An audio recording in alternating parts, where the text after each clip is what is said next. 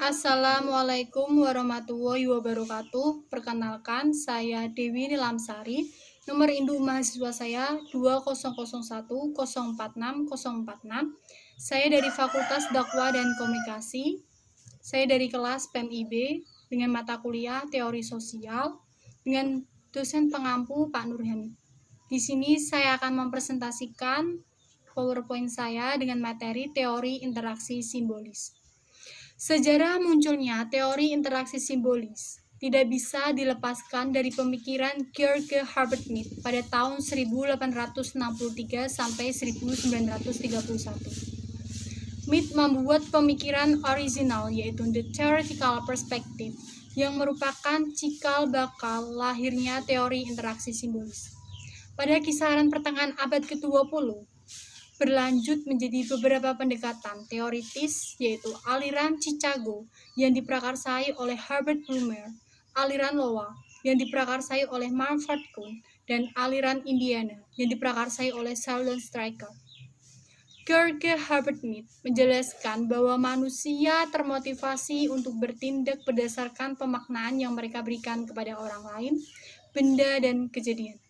Pemaknaan ini diciptakan melalui bahasa yang digunakan oleh manusia ketika berkomunikasi dengan pihak lain. Selanjutnya, di sini saya akan menjelaskan mengenai pengertian tentang teori interaksi simbolis.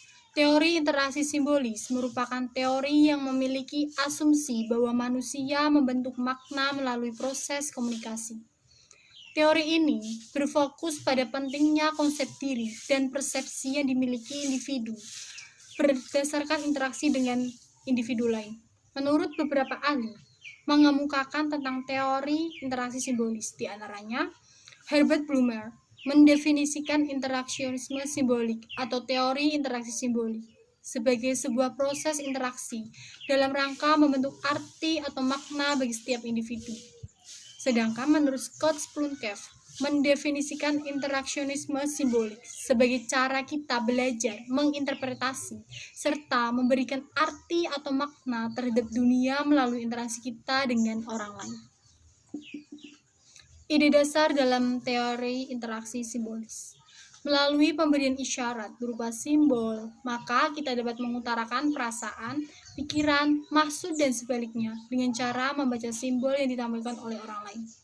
Definisi singkat dari 3 ide dasar dari interaksi simbolis adalah 1. Pikiran atau mind.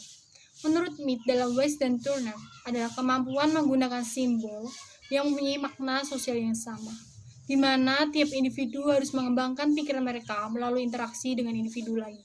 Yang kedua, diri atau self.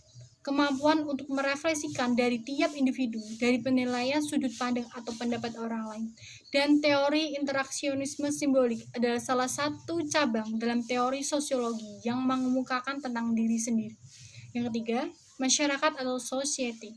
Hubungan sosial yang diciptakan, dibangun, dan dikonstruksikan oleh tiap individu di tengah masyarakat, dan tiap individu terlibat dalam perilaku yang mereka pilih secara aktif dan sukarela, yang pada akhirnya mengantarkan manusia untuk terjun langsung ke dalam pengambilan peran di tengah masyarakatnya. Kemudian saya akan menjelaskan mengenai tema konsep interaksi simbolis. Tema konsep teori interaksi simbolis ada 3, yaitu 1. Pentingnya makna bagi perilaku manusia. Teori ini juga mengasumsikan bahwa bagaimana manusia berinteraksi dengan manusia lainnya, tergantung pada makna yang diberikan oleh manusia lainnya. Teori interaksi simbolis menyatakan bahwa individu membangun makna melalui proses komunikasi karena makna tidak intrinsik untuk hal atau ide. Maka dari itu dibutuhkan untuk membuat makna itu sendiri. Yang kedua, pentingnya konsep mengenai diri sendiri. Teori interaksi simbolis mengasumsikan bahwa konsep diri dikembangkan melalui interaksi dengan orang lain dan memberikan motif dalam berperilaku.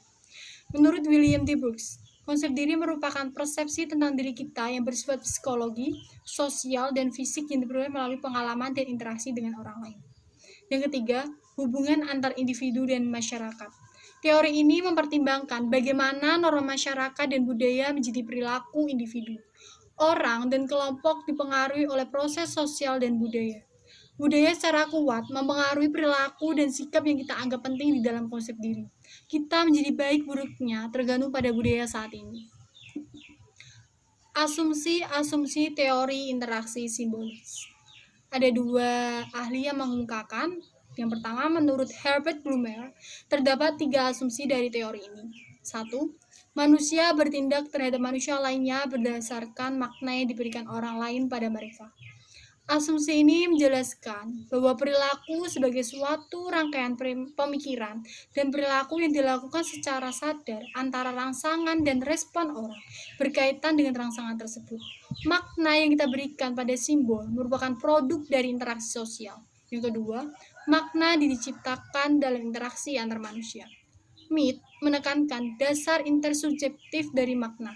Menurut Mead, hanya ketika orang memiliki interpretasi yang sama mengenai simbol yang mereka pertukarkan dalam interaksi, respon yang diberikan tidaklah dibuat secara langsung, melainkan melalui tindakan berdasarkan atas makna yang dilekatkan terhadap tindakan.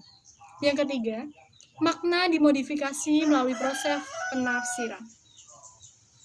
Blumer mencatat bahwa proses penafsiran ini memiliki 2 langkah. Pertama, komunikator menunjukkan hal-hal yang memiliki makna. Yang kedua, saat komunikator memilih, memeriksa, dan mengubah makna dalam konteks di mana mereka menemukan diri mereka. Yang kedua, menurut Larosan, asumsi menurut Larosan ini ada 2, yaitu pertama, interaksi antar individu dan mengembangkan konsep diri seseorang. Asumsi ini menunjukkan bahwa kita mengembangkan kesadaran diri hanya melalui kontak dengan orang lain. Perubahan identitas tidak terjadi sampai interaksi dengan orang lain memberikan validasi terhadap identitas baru. Yang kedua, konsep diri memberikan motif penting untuk perilaku, gagasan. Maksudnya di sini bahwa keyakinan, nilai-nilai, perasaan, dan penilaian tentang diri mempengaruhi perilaku merupakan prinsip teori utama. Mead berpendapat bahwa karena manusia memiliki diri mereka, dilengkapi dengan mekanisme interaksi diri. Kritik terhadap teori interaksi simbolis. Terdapat beberapa kritik adanya teori interaksi simbolis. Di sini saya akan menjelaskan poin-poin pentingnya saja. Yang pertama, interaksi simbolik memiliki banyak implikasi sehingga teori ini paling sulit untuk disimpulkan.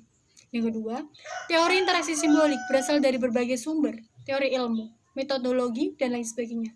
Tetapi, tidak ada satupun sumber yang dapat memberikan pernyataan tunggal mengenai isi dari teori ini. Yang ketiga, interaksi simbolik ini tidak dianggap cukup heuristik. Dalam pemaparannya, masih terdapat pertanyaan-pertanyaan dalam menyelesaikan suatu permasalahan secara sistematis, sehingga memunculkan sedikit hipotesis yang bisa diuji dan pemahamannya minim. Yang selanjutnya, saya akan menjelaskan mengenai prinsip utama dalam teori interaksi simbolis. Prinsip utama di dalam teori interaksi simbolis itu yang pertama, meaning. Apa sih meaning? Berdasarkan teori interaksi simbolis, meaning atau makna tidak inherent ke dalam objek, namun berkembang melalui interaksi sosial antara manusia. Karena itu, makna berada dalam konteks hubungan baik keluarga maupun masyarakat. Yang kedua, language. Sebagai manusia, kita memiliki kemampuan untuk menamakan sesuatu.